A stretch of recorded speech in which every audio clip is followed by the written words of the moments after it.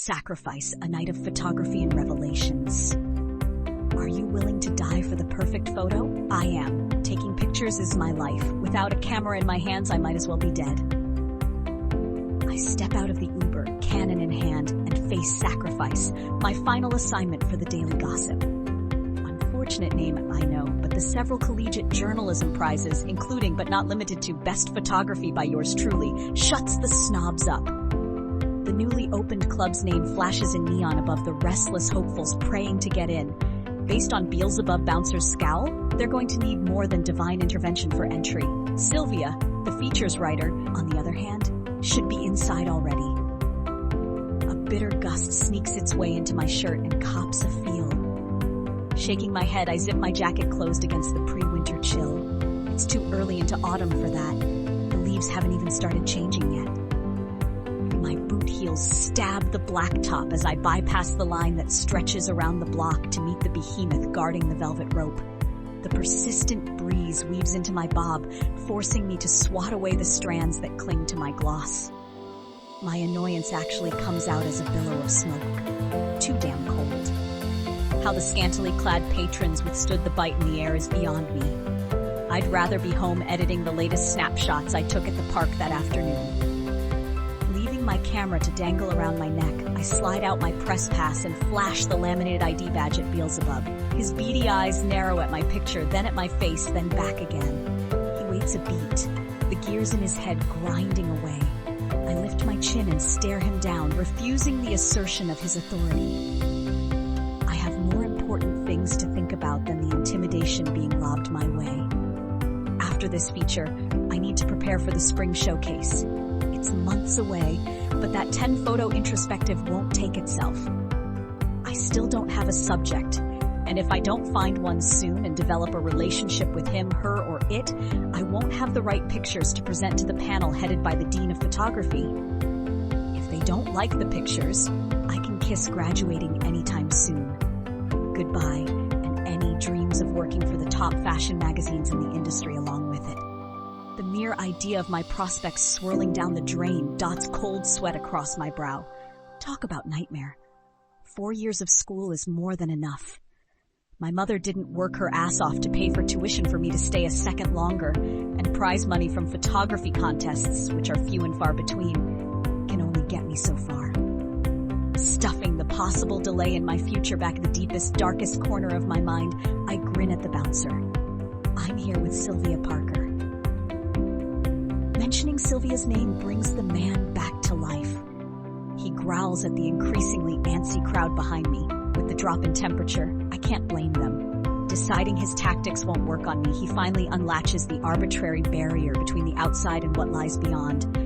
He waves me in, giving my face one final glance. I resist the urge to flip him off. He doesn't deserve that. He's just doing his job. Now it's time to do mine. Once inside, I hand my jacket to a guy dressed as an altar boy. He looks at my camera bag and I shake my head once. He shrugs and gives me a stub. I anchor the red slip underneath my bra strap and push my way further into the blasting techno heavy on the organ beats. Aromatic smoke curls from metal sensors suspended on chains. A haze settles in the room, clogging my lungs. Fanning my face did nothing to dispel the cloying patchouli. I may have to burn my clothes after leaving this place, all the while cursing the editor-in-chief for sending me here. Laser lights dancing to the beats produced by a DJ in a priest's cassock is one of the only sources of light. I curse under my breath again. This will be hell on my camera. I need to adjust the settings just right if I want half-decent pictures for the paper. My fingertips itches for the flash attachment in my camera bag. Our IC gets anal about every single detail right around the final issue. I take pride in what I do and the portfolio I've assembled over the years. If my pictures add interest to any story, then I consider my job done. And this place will certainly add interest. Glow-in-the-dark wallpaper cover the walls, each section depicting various religious scenes. The Last Supper dominates one side, a choir of angels in another, and Mary carrying a baby, Jesus, looks down at the dance floor. A second source of light comes from ceramic hand sconces, but they don't help much. Rosaries hang from extended fingers while light bulbs shaped like candles sit on each palm. I'm not religious by any stretch of the word, but being in sacrifice makes me think of burning in hell for eternity. Right as fiery flames fill my imagination, I look up and immediately regret it. Dancers dressed as sexy nuns dangle from huge aluminum rings. Yup, burning in hell for this is a definite possibility.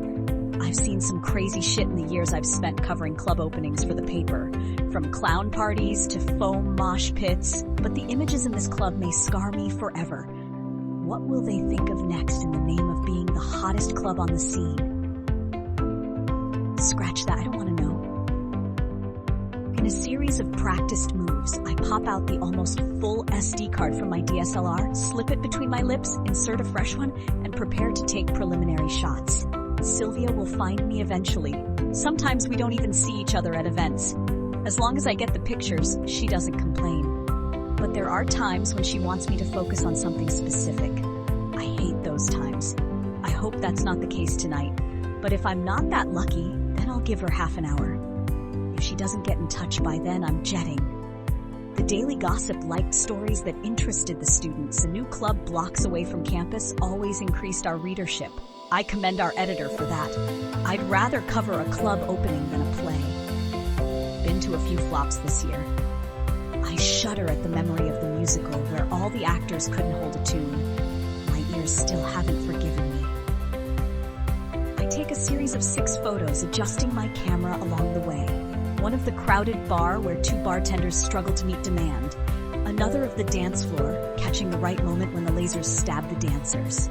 I also get a shot of Father DJ, the empty stage with band equipment, and a couple atmospheric shots for my pleasure. Zip. Lifting my attention from the camera's screen, I narrow my gaze and scan the crowd. Silvia's petite frame and pixie cut swim through the crush like a pro with a drink in each hand. The sequin dress she wears attracts both light and gazes. To me, she looks like a walking disco ball on stilts. She pushes one of the glasses my way. I bring it up to my nose. Getting drunk bothered me while sexy dancing nuns looked on from above. As a newly minted 21, I still haven't gotten the hang of being legal to drink. The act of getting drunk lost most of its appeal once it became allowed. Either way, I don't drink on the job. Silvia knows that.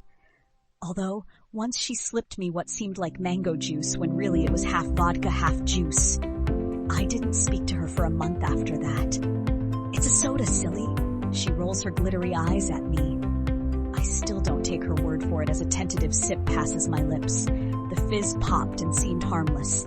I swished the drink over my tongue like a master sommelier. Only when I'm satisfied no trace of alcohol burn accompanies the soda do I swallow. Is this club trippy or what? If by trippy you mean sacrilegious, then yeah, I say. I already have a couple of good shots for the paper. The sooner I satisfy Silvia, the faster I get to go home. Anything specific you want me to cover? Her devilish expression should have been my first red flag. We're changing the story. That line should have been my second. I guess I'm not that lucky tonight.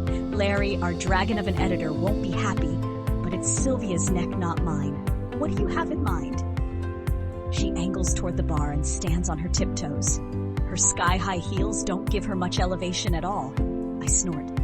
The things the vertically challenged did to gain extra inches baffle me. I'm happy in my boots. Being taller than the average girl, an inch or 2 extra is more than enough. Do you see that guy? Silvia gestures with her drink. With the place packed even, I must stand on my toes. Squinting, I follow in the direction she indicated. Which guy? The blonde one seated in that circular booth at the corner.